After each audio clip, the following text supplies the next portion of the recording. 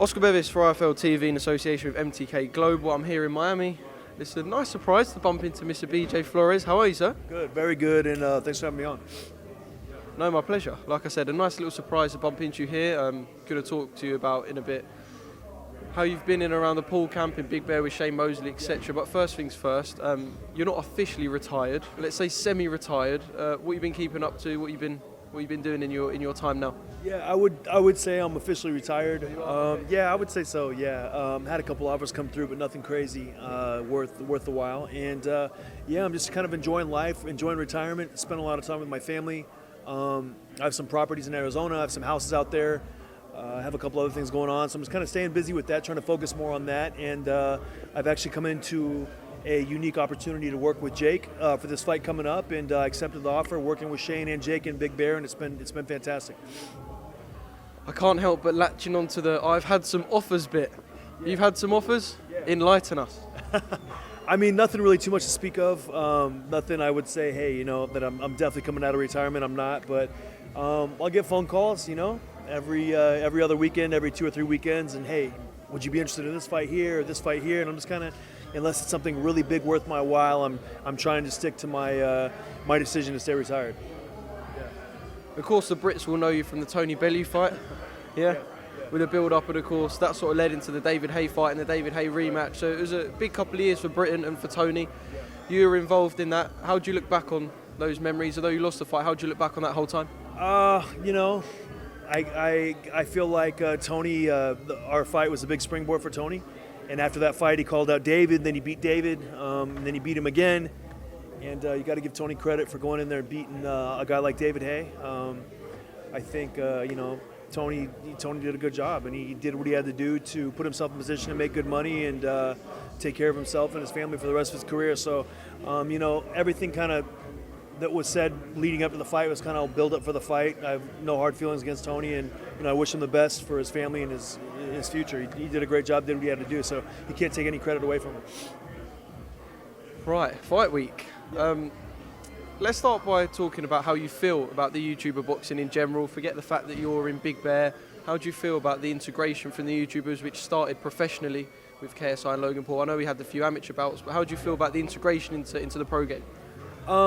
I feel like I've always felt like in boxing, you eat what you kill, and if you bring a big audience and massive people to the fight and to the programming, to the production, then you deserve a massive portion of the pay. And I feel like Jake Paul has done a fantastic job of promoting this fight. Logan Paul also did a great job. The KSI Logan Paul fight received a bit of slack, but it also generated a lot of buzz and a lot of attention worldwide. So I feel like anytime you generate that type of buzz, you deserve lion's share of the portion of the money, and they did that. And I feel like in the future it'll only get more serious and more serious. And Jake, with what I've seen out of Jake, I've seen a kid who's very dedicated, very hungry.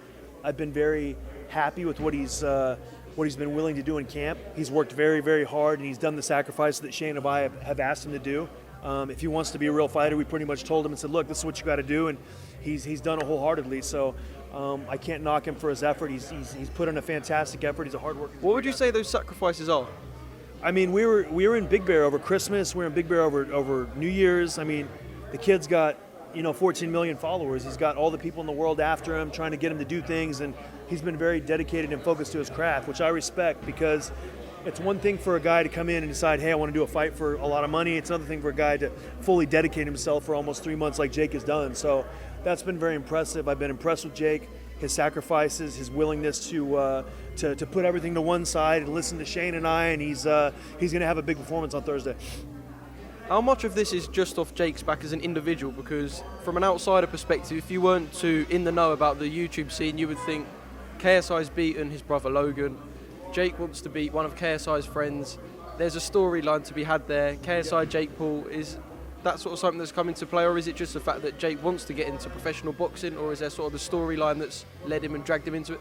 I think Jake recognizes that he's got to start with guys like Gib and guys like KSI before he goes further. If he goes further than that, I'm not sure, but he does want to, him and Gib have quite a bit of beef, and he really wants to do a number on Gib. Secondly, he really wants revenge for his brother Logan, and I don't know if you saw the fight with Logan and KSI. It was a good fight. I give KSI full credit, but the knockdown in the fourth round where he KSI goes down, and then Logan got 2 points taken away from him. I've never really seen anything like that before. No excuses, KSI won the fight, full credit to him, but I've never seen a guy knock somebody down, hurt him, and then shoot a punch and miss, and then get 2 points taken away from him for that. So, did Jack do the perfect job on the refereeing side for that fight? I don't know, but Jake definitely wants to get revenge for Logan on the KSI fight, but he's got to take care of Gib first.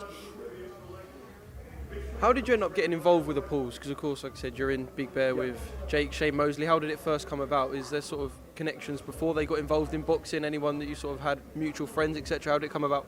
Yeah, one of my good friends, Armani, he's lived in Las Vegas for 15 years. I've known of him for a long time. But we've been friends for the last 5 years, and he was working with Shane. Jake was working with Shane, and Shane was on vacation for a couple weeks, and Armani called me up and asked me if I was willing to come in and spar with Jake. I hadn't done anything in 7 months.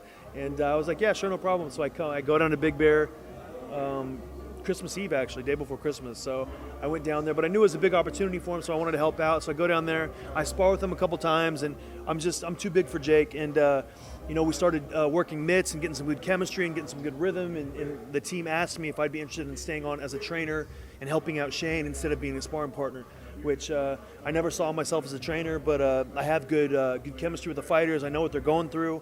I understand what it's like, and we connected on a lot of levels. So it was good for me and Jake to work together on the mitts and pads and help him do some things that will help him win this fight, and that's how it all started. You said you were too big for Jake in sparring. Have you had a say in since who he's been sparring, what guys have been coming in and sparring with Jake? Have you had much of a say in that? Yeah, I mean, Shane and I talk and discuss who he's going to spar with, and we've got quite a few different pros in California that Jake's been working with. We haven't been putting him in with other YouTubers or other, celebrities to spar. We've been putting him in with real guys. We want to make sure he's ready for the fight. And if anybody knows how to get somebody ready for a fight, it's Shane Mosley. Him and myself, we work together. Shane's got over 50 pro fights. I have over 40 pro fights, and we kind of combined our knowledge and worked together and decided to get Jake in the best possible shape. And he's listened perfectly. It's been fantastic. I really feel like Jake's going to do a number on Gib on Thursday, and people will be very surprised with the type of performance they see from Jake on Thursday night. Now then, the big one. What sort of performance? Let's have a prediction. Let's put it out there.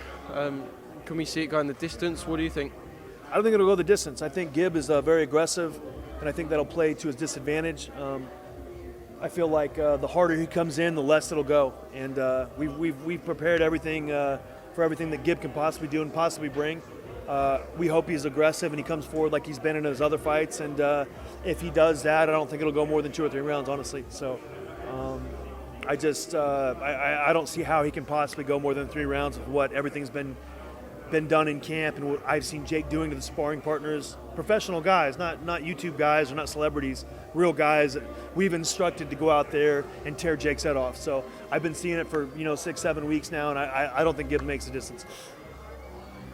Okay, I want to ask you just briefly before we go about the heavyweight division. I say briefly, it's never a brief chat about the heavyweight division because there's always so much going on. Joshua Ruiz last year, Joshua Ruiz 2 last year, Fury Wilder 2 this year. 1, what an exciting time for the division. 2, try and analyse it for me in as an easy way as possible as it is. You've got Joshua Wilder, Fury is sort of people's top 3. Rank them. Give me a little summary of what the heavyweight division's saying at the moment, in your opinion. On top of those 3, you've got Usyk moving up. You've got, Dillian White, who's also been kind of waiting in the back wings for the WBC title shot. Two very tough guys. But look, I mean, you got a guy like Deontay Wilder who anything he touches evaporates. And, Tyson Fury, a supreme boxer, a guy with immense talent, immense boxing ability, with the type of heart that a fighter needs to be successful. I mean, I absolutely love Tyson Fury. I feel like ever since I interviewed him before he fought Steve Cunningham on NBC almost 6 years ago, he was one of my favorite fighters in boxing, Tyson Fury. His energy, his personality, he's fantastic. I love him. You got a guy like Deontay Wilder that doesn't have quite the personality like Tyson Fury has, but he's got that punching power that makes him a can't-miss prospect and a can't-miss champion. So, I can't say, I rate Tyson ahead of Deontay. I feel like I was at the fight December 1st last year, and I feel like Tyson outboxed him in a lot of those rounds, but every time Deontay hit him, the fight was almost over. It was just, it was unbelievable. So Deontay being the champion, I was okay with the draw verdict. Maybe Tyson outpointed him in the majority of the rounds, but when he got physically damaged and hurt like he did, I feel like a draw was a good verdict if you score all the rounds out. And I can't wait for the rematch. And Joshua against Ruiz, what he was able to do. No tune-up fight back. I mean, you got to give the kid 100% credit. I mean, he did everything he was supposed to do, showed confidence in himself, and Joshua is just one of my favorite people in boxing, regardless of titles or anything. He's just a fantastic example of what a boxer should be. What's the best fight out of those three? What's the best fight? I mean, obviously we've seen Fury and Wilder in the ring once. We're going to see him in the ring again, but for you, in your opinion, what's the best fight out of those three guys? Because we could have a punch out, as we say, with Joshua Wilder. There's the intrigue of Fury and Wilder going at it again, the intrigue of an all-British one with Joshua Fury. What's the best out of those three? I mean, I feel like right now the best fight is, Wilder and Fury. They're two guys that haven't been defeated. I mean, you got to go with that. I mean, Joshua was knocked down 4 times and knocked out by Andy Ruiz, a very good fighter himself who isn't given enough credit. But Joshua has been knocked out, so let's not forget about that. And Wilder and Fury both are undefeated. Both very, very explosive fighters. Fury is fantastic, and I feel like that's the biggest fight. And after that, whoever wins that, maybe Joshua can step up. But Joshua's still, he's been knocked out. So it doesn't have the same intrigue. Even though he's a very good fighter, it doesn't have the same intrigue like Fury and Wilder. Gold Star Promotions is proud to present Floyd Money Mayweather. The man himself is coming to the UK for his UK tour, February and March 2020. For all info and tickets, goldstarpromotions.co.uk.